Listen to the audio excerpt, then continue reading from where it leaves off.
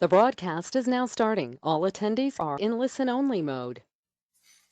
So hello and welcome again to the second part of our series of 3 IELTS vocabularies.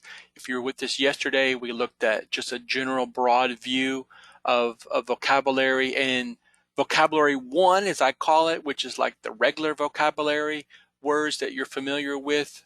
But there are 3, as we learned in our presentation yesterday, there are 3 vocabularies that you need to be aware of when you're taking the IELTS exam, and that is regular vocabulary, collocations, idioms, and phrasal verbs, which we look at today in our Part 2 series, and also topical or topic vocabulary, which we'll look at in our Part 3 series, which is scheduled for tomorrow. All right, so I see most everyone participated in our poll. How strong is your knowledge of collocations, idioms, and phrasal verbs? No one said very strong. Some said average. 57% said that they were average in their knowledge of collocations, idioms, and phrasal verbs, and 43% said not so much. So this is a very important issue for success on the IELTS exam, TOEFL, TOEIC exam, any of these English tests that you take. And as I tell my own students, the best move you can make today starting is to increase your vocabulary.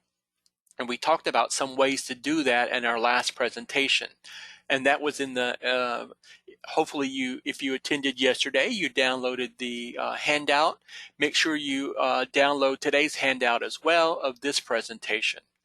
So today, as I said, we're focusing on collocations, idioms, and phrasal verbs. And we have some activities following. So not only is it an overview of each of these types of vocabularies, but also an activity as well to test your knowledge. So make sure you pay attention in the presentation today. All right, so today we're going to start with collocations and learn just what is a collocation and why they're so important for use in the IELTS test. So a collocation is a pair or group of words that are often used together naturally in English. So let's take a look at some examples. And again, focus on this naturally in English. Remember, one of the biggest secrets to success on these English tests is to use natural English. So it's not like a foreign language or a second language, that it's like you're using your own language. And the more that you can use English naturally on the exam, the higher your score is going to be, and the more confident and less nervous you're going to be.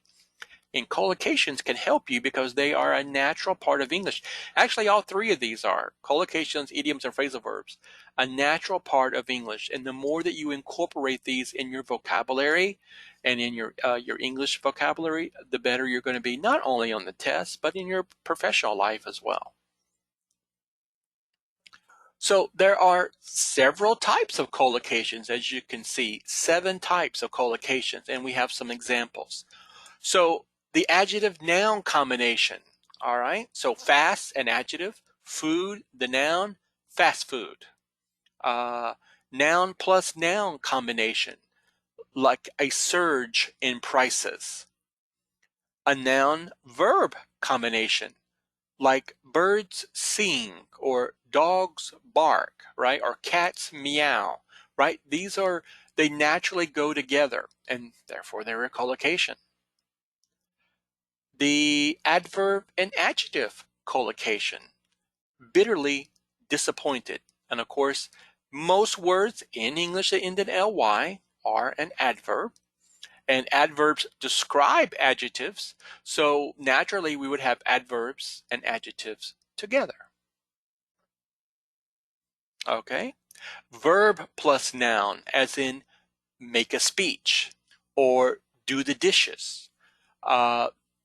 there especially do and make a lot of combinations, as you know, and sometimes this brings confusion to students depending on their first language, because sometimes in their first language, like in Spanish you have hacer, or in French faire, you only have one word that expresses both do and make. So these do and make collocations, very important, because once you learn these combinations, then that reduces the doubt that you have in using that expression or using that term, right? Is it make homework or is it do homework? Well, it's do homework. This is the verb-noun combination. Verb-adverb combination. Well, adverbs describe verbs or give us more information about the verb. So just like the adverb-adjective combination, well, this verb-adverb combination could be expected because they often go together in the language. So we have here run swiftly. And finally, the seventh type of collocation, verb plus expression with a preposition. All right. So apologize for, to hope for, right? I don't know. I can't remember if we've gone over this before in one of our seminar series, but once you learn the word or the verb and its preposition that goes with it, that's going to help you also in your language as well. It's going to reduce the doubt that you might have of using a certain verb and not knowing which preposition goes with it. If you go to Google, you can find a whole list, and people have created infographics on the web. If you have Pinterest or just Google, and you'll find all kind of infographics where people have put together these verb preposition combinations and become familiar with them, and so you can use them in your speech and also use them in your writing as well with confidence. All right. Okay, so these are the type of collocations and the examples that we have to show you the examples of these types of collocations. All right. Use collocations in the IELTS speaking and writing sections. So they can be used in both sections. You want to use them because they're looking for them. These are part of your grading criteria. If you're familiar with the IELTS grading criteria for speaking and writing, it mentions specifically collocation in there. So you don't want to zero by use of collocation. You don't want to zero there. You want to have points there. That's going to help you get a higher score in each of these two sections. So as you can see, and as I've stated before, I mean, really not just writing and speaking, but vocabulary helps you all across these tests: reading, writing, speaking, and listening. But for collocations, when you're actively using them, of course, that's going to be in the production parts of the test, which is speaking and writing. So you want to know your collocations for higher scores in these two sections of the test. So if you have trouble, if you have a lower score already and you're taking the test again in these two sections, increase your vocabulary, increase your collocations. Also increase your idioms for the speaking tests. The idioms are informal. They come right out of the culture of the language, of the country where they speak the language. There are different idioms depending who, there are, use an example. I've studied Spanish and lived in Latin America. So there are different idioms in different countries. Same language, different idioms in the different countries. And there are some expressions that you wouldn't want to use in one country and use it in another because it has a bad meaning to it, offensive meaning to it. So the idioms are funny like that. Now, idioms express universal themes or topics. between the different countries and different cultures, but they often express universal ideas. So the animal or the object might change in a certain expression. However, the same meaning is expressed. And I've noticed that also, as I said, by studying Spanish. Sometimes especially between Spanish and English, the object will change, the animal will change, or the person will change, but it still expresses the same meaning. And if you know the idioms of a language, you really know a language because of the culture. And sometimes the best way to learn these idioms, is spending time in the country where they speak the language. Because these are something that native speakers use all the time. And again, this is part of the grading criteria of the IELTS test. They are looking for your use of idioms on the speaking test. And if you do not use idioms on the speaking test, this may be a big reason why you're stuck at 6.5 if you have to take the test again.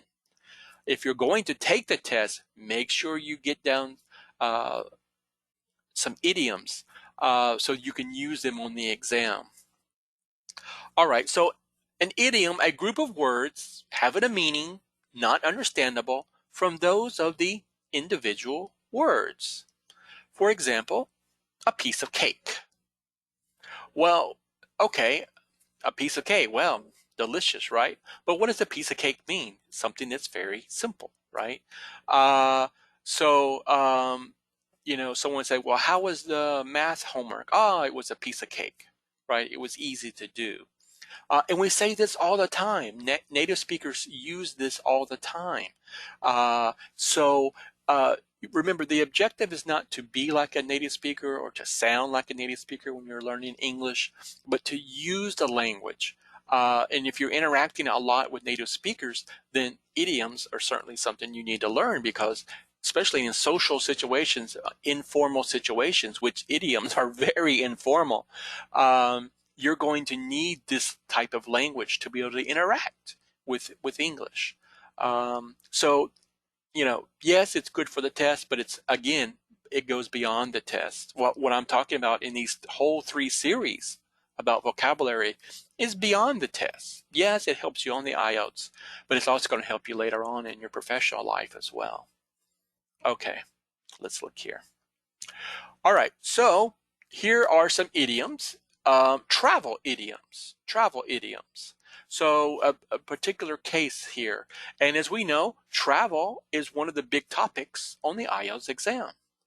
And they want to, a lot of times in the speaking questions, they ask you about travel, or it may come up in the writing section, but we can't use these idioms in the writing section, only in the speaking section because they're so informal. So for example, we have to be in the driver's seat. All right, to be in full control of a situation. To be at a crossroads. You're at a point where you need to make an important decision. To be in the same boat. To be in the same usually an unpleasant situation as other people. To run the show. To take charge of any show, event, company, etc. And number 5, to jump on the bandwagon. To jump on the bandwagon is to join a popular, growing movement. All right. So remember these idioms and their definitions, because we're going to have a quiz on them later.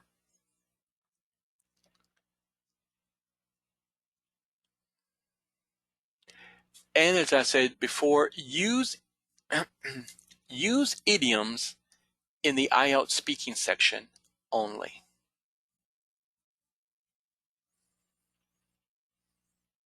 All right, that takes us to number 3, and a very interesting part of the language, phrasal verbs. So if there's one part of the language that befuddles students, candidates for the exams, it has to be phrasal verbs. I remember one time when I was in Brazil, I was in a bookstore, Cultura Livraria, and I saw a phrasal verb book on the shelf. It was it was like the size of an old phone book, if you remember them. There's like three. It seemed to be like three books stacked together. One whole book on phrasal verbs.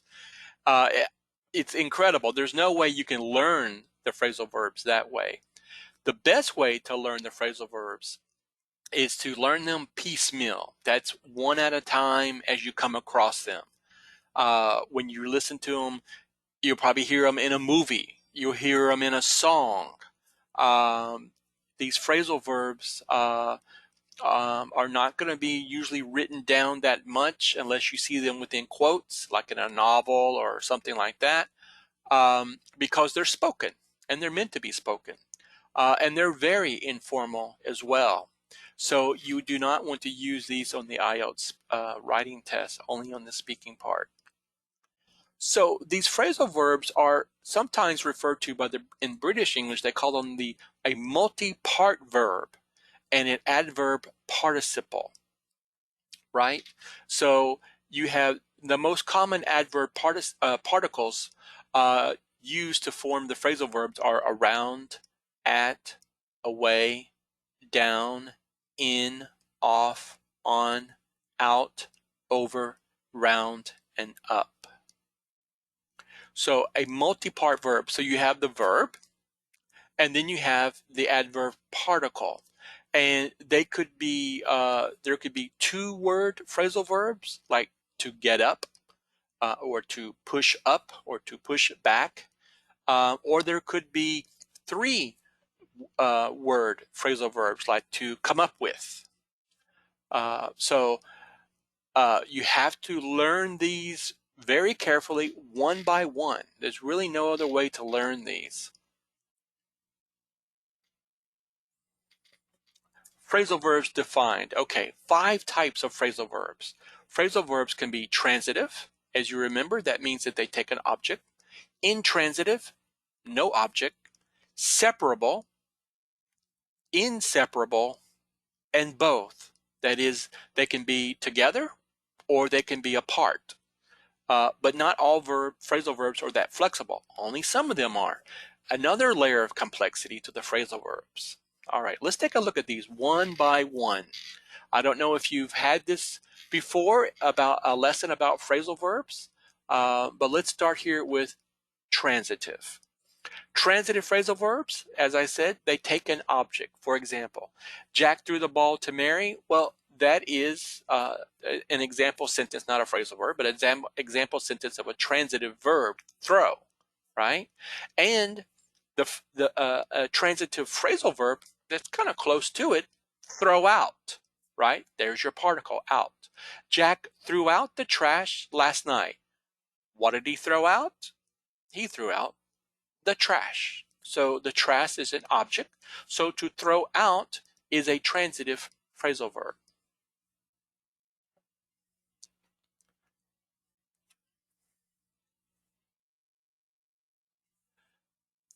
Intransitive phrasal verbs, as I mentioned, do not have an object. Let's look at an example. Zena laughed heartily. All right, she laughed. There's no object there. Jack was laughed out of the theater. No object. So again, the intransitive phrasal verb does not have an object.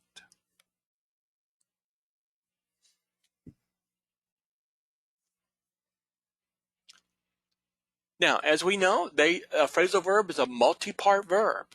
And do you keep the 2 words together, or 3 words, or do you take them apart? And you'll hear various combinations of these separable phrasal verbs, because they can be both together or apart, as we're going to see in another example. So let's look here. I need to take back the book you borrowed from me. All right, and it's also transitive, right? Take back what? The book.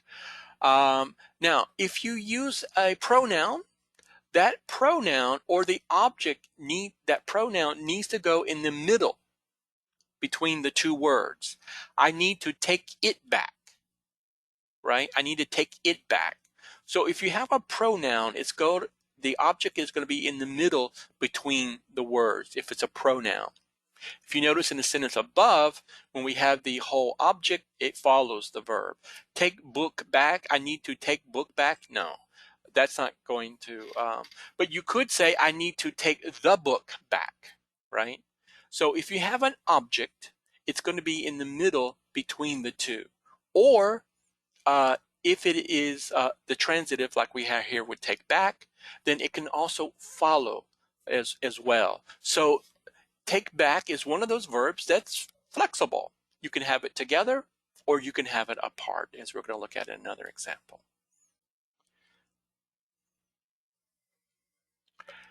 And just as you have separable phrasal verbs, you have inseparable phrasal verbs. That is, the verb and its particle must stay together. For example, the main verb and adverb participle must stay together. Let's look at some examples here.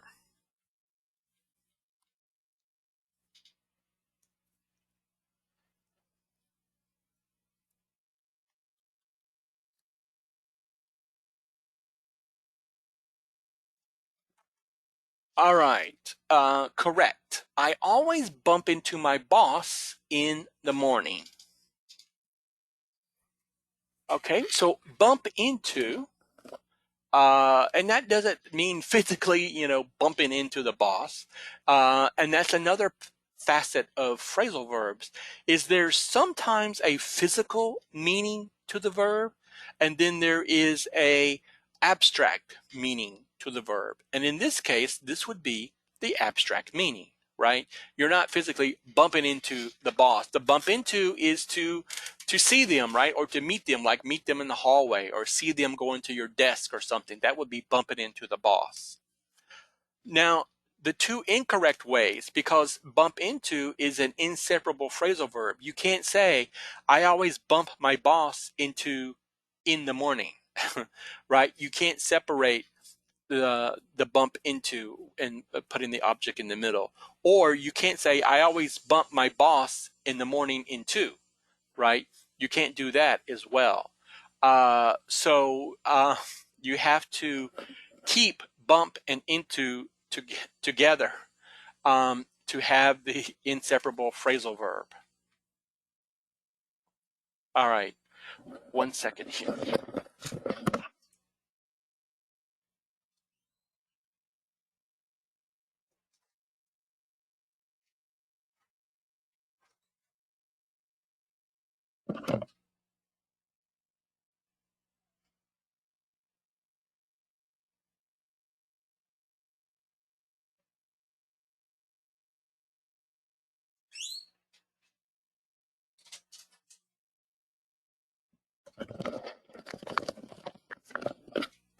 All right, sorry for that.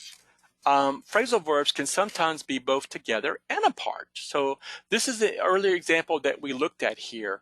I need to take back the book, or I need to take it back. So as you can see, if you have the object and they can be broken apart, then the object goes in the middle between them and they can be apart. Or some of the verbs can be together as well. So you have a case where you can have the verb together, and you have a case where the verbs can be apart.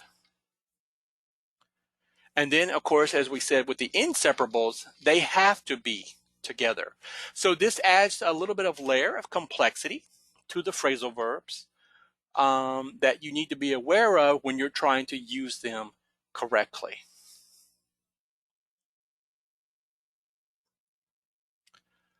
And as I mentioned earlier, only use the phrasal verbs in the IELTS speaking section. They're too informal to be used on the writing test.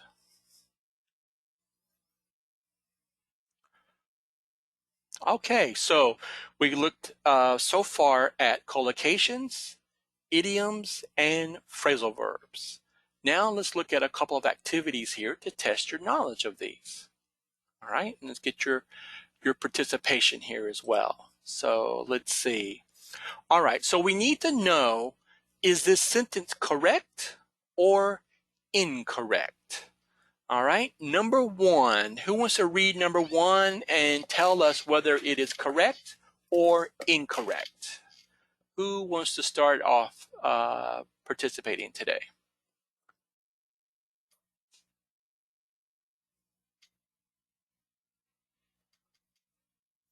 All right, looks like we have Ariane here. All right, Ariane, can you unmute yourself?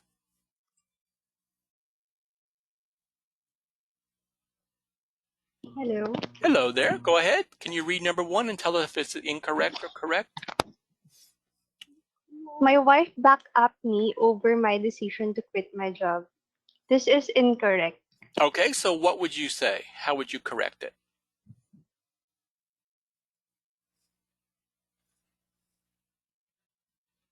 Oh, Ariane?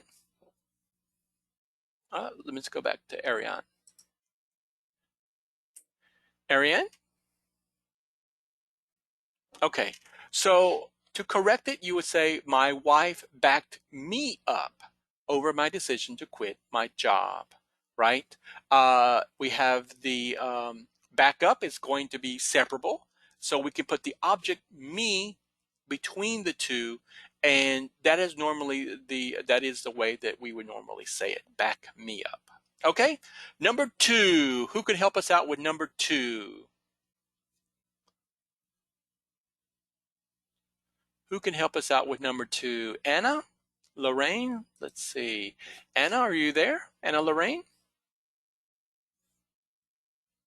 Hello? Hello there. Can you read the sentence and tell if it's correct or not? Yeah, sure. It's your purchases add up to $105.42. So it's correct. Okay, very good. It's correct. $105.42, we would say. $145.42. All right, Okay. very good, very good. Okay, number three. Who can help us out with number three? Show of hands. Anna Bianca? All right, let's go to Anna. Anna Bianca, go ahead.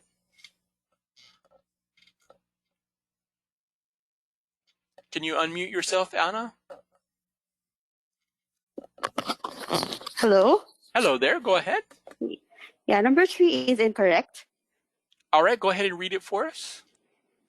The racing car blew up after it crashed into the fence. Okay, that's the correct way, exactly. The racing car blew up after it crashed into the fence. Very good, thank you for helping us out there.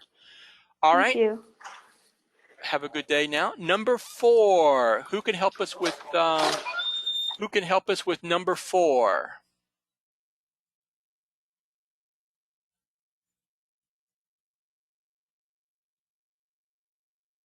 Well, okay, let's see here. All right, let's see. We have Marnielle. Okay, go ahead. Marnielle, go ahead. Number four. Can you, yes, there you go. Hello? Hello, Marnielle? Oh, I can't hear you. Okay. All right. Let's see here. All right, number four, we have to blow 50 balloons up for the party. Is that correct or not correct?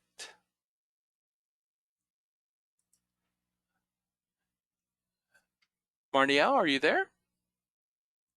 Hello? It's not. All right. Let's see. Was that Marikar? Marikar, are you there? Go ahead and unmute yourself. Marikar? Yeah, I'm here. Oh, Can you hear okay. me now? All right, yeah, go ahead. Number four. Can you read it for us? Number 4, we have to blow 50 balloons up for the party. It's incorrect. That's fine. It's correct. No, Blow, the number 4? yeah, blow up is going to be one of the phrasal verbs that can be separated. Yeah. Yeah, the number 4. Mhm. We have Yeah. number 4 and 5. I think they are just. Yeah, you put the object in between blow and up. That's fine. This is one of those that's flexible. It can go both ways. So that makes number 5 correct as well. All right. All right. Thank you very much. So blow up, number 5, we have to blow up 50 balloons for the party. All right. Or we have to blow 50 balloons up for the party. They're both correct. Blow up is going to be one of those phrasal verbs that can go either way. It can be together or apart. And number 6, looks Mark. Mark, go ahead. Can you help us?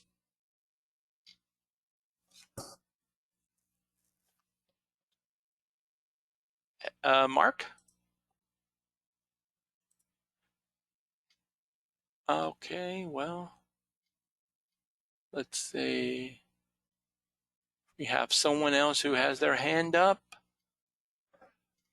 Up.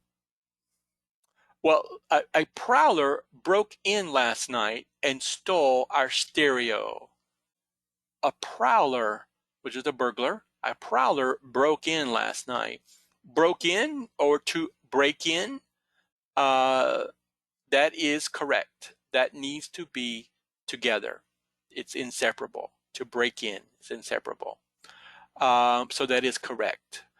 Break in has a lot of different meanings, and that's another level of complexity to the phrasal verbs, is that not only you have to say, well, are they together? Are they apart?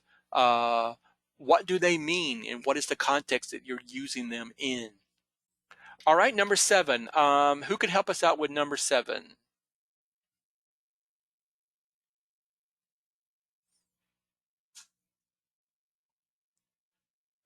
Is this correct or incorrect?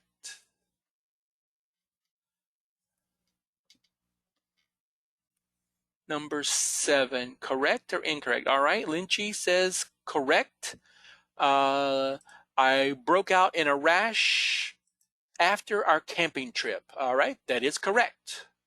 Broke out in, to break out in a rash after our camping trip. That is correct. And number 8, I will call up when you, I will call up you when we are in town. Boy, it's hard to say that. So number 8, is number 8 correct or incorrect? What do you think? 8 incorrect or correct?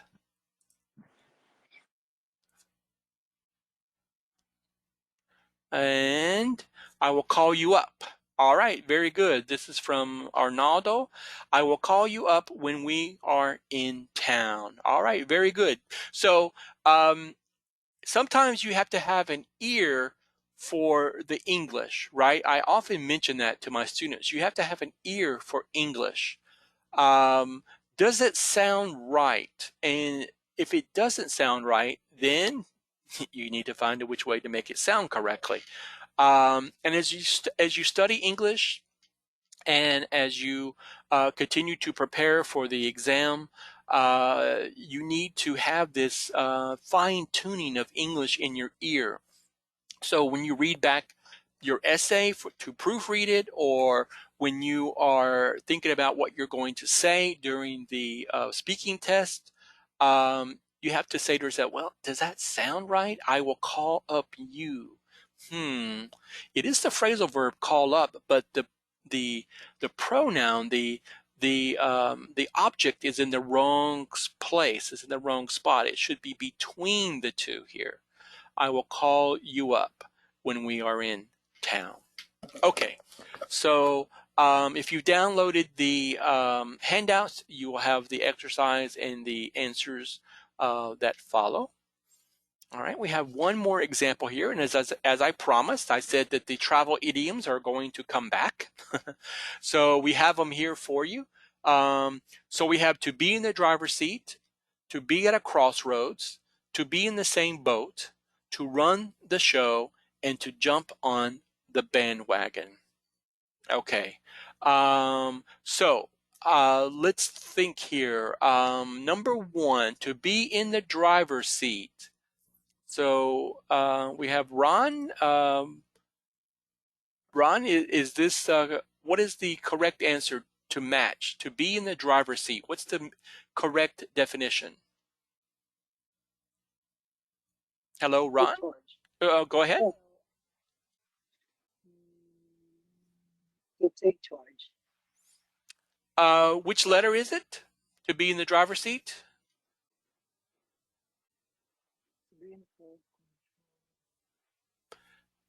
Oh, I can't. Yeah, I can't hear you though. Vincent, can you help us out? I think we're having audio troubles with Ron. Vincent, can you help us out? What is the matching for to be in the driver's seat? Hello? Hello there?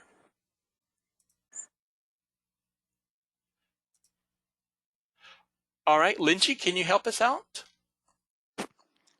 First one is to be in the driver's seat. The answer is letter C, to be in full control of a situation. All right, very good. To be in the driver's seat, letter C. All right, Lynchy, thank you very much. To be at a crossroads. To be at a crossroads. Who has that one? To be at a crossroads. Okay. All right, looks like Pamela is ready for us to help us out here. So Pamela, to be at a crossroads. Pamela, can you unmute yourself? No? Okay. All right, well, let's see here. Who else is ready to help us out? Mark, all right, let's try it again. Mark, to be at a crossroads. Go ahead, which one? Oh yes, I think it's letter E, a point or unimportant. Yes, yes.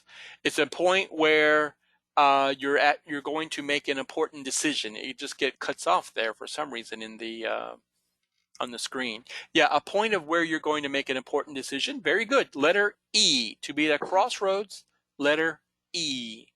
All right. And number 3, to be in the same boat.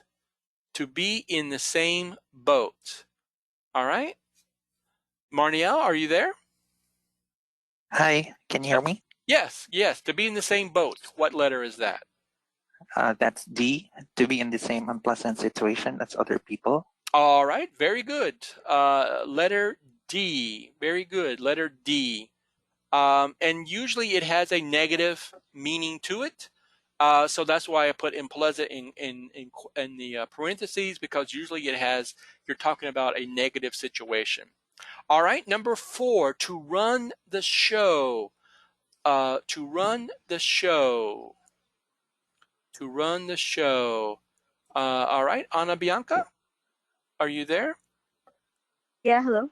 Okay, Ana, go ahead. To run the show. To take in charge of any show, event, or company, etc. Okay, a letter A. Thank you very much. Letter A. Very close to be in the driver's seat, but to run the show, some usually has kind of a meaning of an event or organization or something like that. To be in the driver's seat is just in general to be in a strong situation or a strong position, but to run the show is like a company, an operation, an event, or something like that. They're very closely linked. Okay. And finally, to jump on the bandwagon. To jump on the bandwagon. Who has that one? Pamela, are you back? Pamela, are you there? Hello, Pamela? No? Okay. To jump on the background, well, that is the last letter that we have left. Letter B, to join a popular, growing movement. All right, to jump on the bandwagon. So you want to join a popular movement or something that's very that's going on at the time.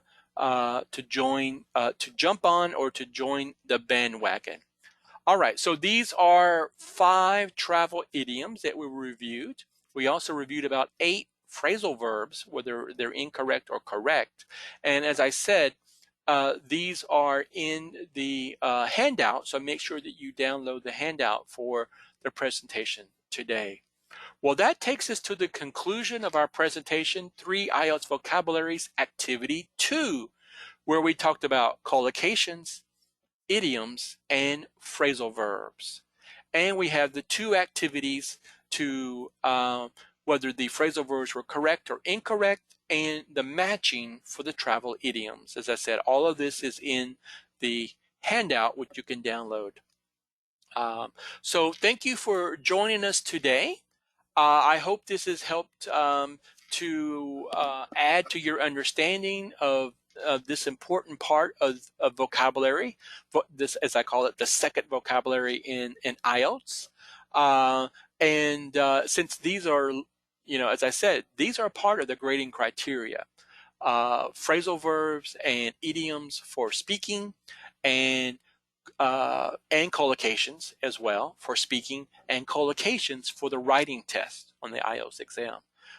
So besides the regular vocabulary that we looked at yesterday, you also need to add this second vocabulary to your whole ecosystem of vocabulary while you're studying for the test to help you get a good grade.